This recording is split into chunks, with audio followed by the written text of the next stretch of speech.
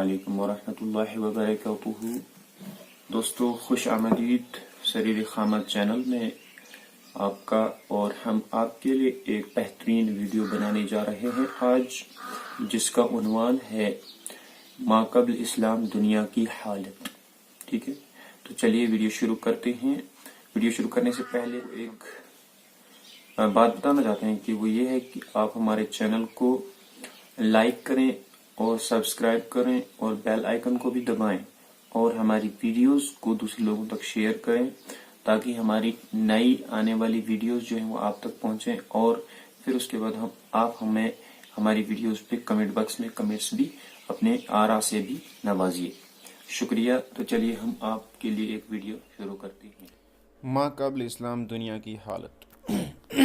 یہ ویڈیو کا عنوان ہے، ہم اب اس کی تشریح آپ کے سامنے رکھتے ہیں۔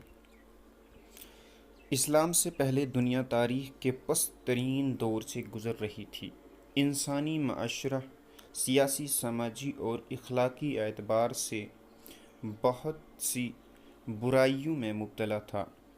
ظلم، ناانصافی، اخلاقی پستی، شراب نوشی، سود خوری اور بے راہ روی عام تھی۔ دنیا میں روم، ایران اور ہندوستان جیسے بڑے بڑے متمدن ملک موجود ضرور تھے، لیکن ہر جگہ ایک اندرونی کشمکش اور نفسیاتی و روحانی بے چینی پائی جاتی تھی۔ سیاست متعلق عنان ہو چکی تھی۔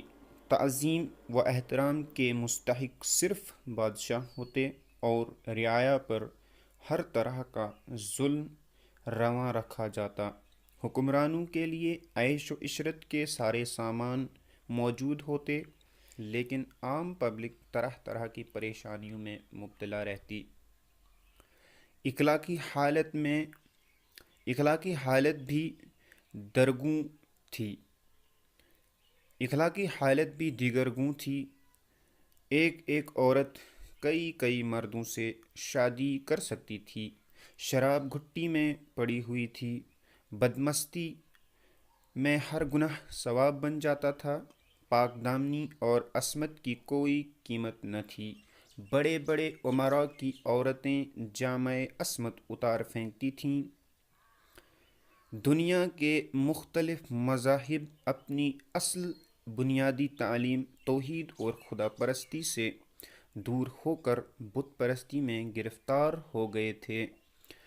چین اور جاپان کے بدھ مت کے ماننے والوں نے توحید کی تعلیم چھوڑ کر خود مہاتما بدھ کو پوجنا شروع کر دیا تھا۔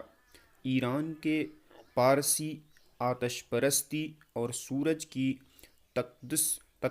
تقدیس میں مشغول ہو گئے تھے۔ ہندوستان کے ہندو مذہب میں تو بت پرستی سباب پر تھی۔